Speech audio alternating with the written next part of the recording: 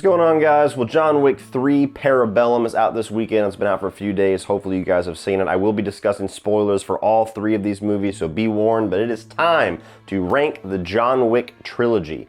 3 movies, 3 kick-ass action films, and let me say too, before I even get started, I've given positive reviews to every single one of these films. So when I talk about which one's my favorite, you're talking about 3 films that I really enjoy. There's not like a clear shitty one on the list. There's not like some huge controversial opinion in here. I'm literally splitting hairs to tell you which ones I prefer for the most part. So here we go. Kicking off this ranking, the bottom, the third best of these 3 films is the new one, John Wick Chapter 3 Parabellum. And if I'm being honest, this is the only one that I have pretty significant, strong feelings about their negatives for this film. The other 2 are razor-thin differences between which one is better. So John Wick Chapter 3 Parabellum has some of the best, if not the best, action sequences in the entire trilogy. Start to finish, some of them are just jaw-dropping how they're able to pull this stuff off. Keanu Reeves is as good as ever in the role.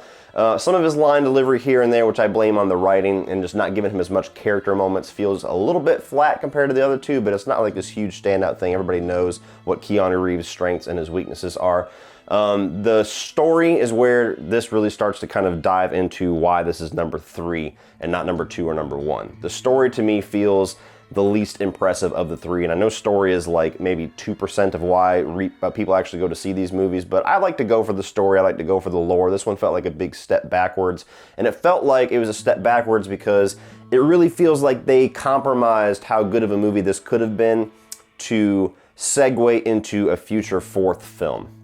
So this one, when you leave John Wick Chapter 2, it sets up this thing where, okay, all the assassins are now going to be after John Wick. This is going to be one final showdown where he's going to have to mow through all of these professional killers to get out of this situation or die trying or whatever the hell you thought was going to happen when you walk into John Wick Chapter 3.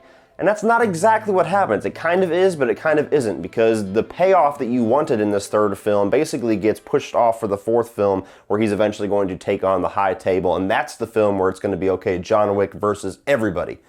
So that's where it really started to get disappointing, was the execution in the story, the ending especially, really stretching the plausibility. But if you go there for the action, you're going to be pleased. It has some of the best, if not the best, action in the entire franchise. So John Wick Chapter 3 Parabellum coming in at number 3. Now, as far as the top 2, like I said, razor-thin difference between these 2 as far as which one is better. And my number 2 is John Wick, the original one. Now, this is a movie that came out of absolutely nowhere for everybody. They didn't even play a trailer for it until like 2-3 weeks before it was supposed to come out in theaters, and everybody was like, what the hell is this?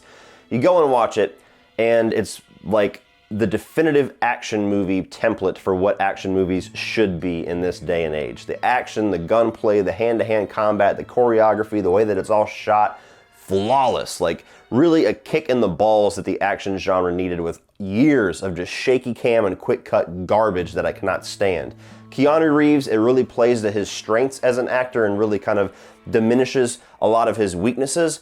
It's a very simple story. They kill his dog, he's out to fuck them up. And it works perfectly. You get some really cool villains, great sequences of action from start to finish, just a really tight, badass action film.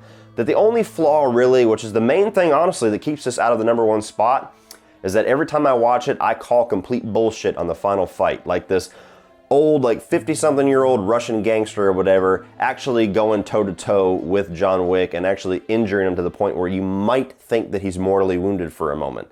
No, he would have fucked him up in 2 seconds. So every time I get to that final fight, I'm like, all right, this is Hollywood stretching this out for that big finale, even though he would have killed his ass in 2 seconds. But drop in the bucket compared to everything else that's awesome about the first John Wick. And number 1, obviously, process of elimination. There's only 3 films here. Pay attention. John Wick Chapter 2. This to me is like the greatest action film, maybe stacked alongside Mission Impossible Fallout of like the past 7 or 8 years. Like it is just badass start to finish.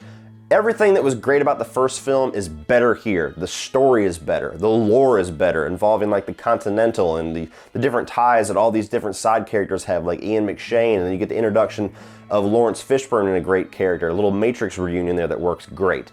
And the fight sequences in this are even better as well. Like they're bigger, they're more epic, they have a little bit more complication to them. The villains that he's going up against are more interesting and a lot more believable as far as who can go toe-to-toe with John Wick. Like all the fights that he has with Common are great.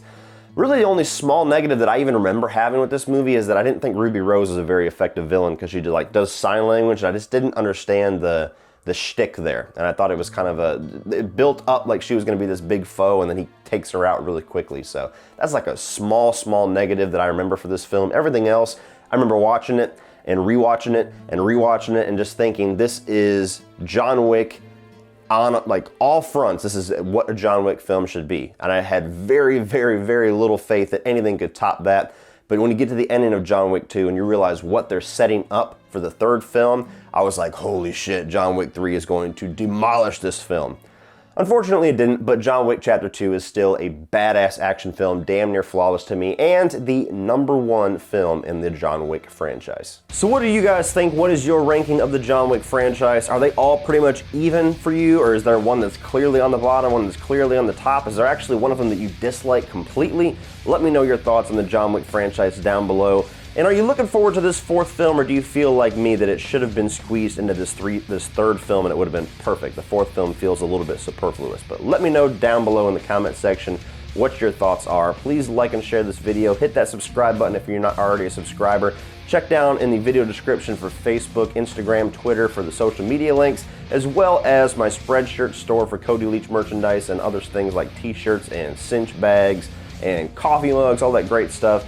And my Patreon page, which is a great way to give back to this channel, help this channel grow, and get cool exclusive content for your eyes only if you decide to become a patron. So check all that out, guys. And if you want to check out some more of my videos, including my reviews of John Wick 2 and John Wick 3 Parabellum, you can check those out by clicking right over here.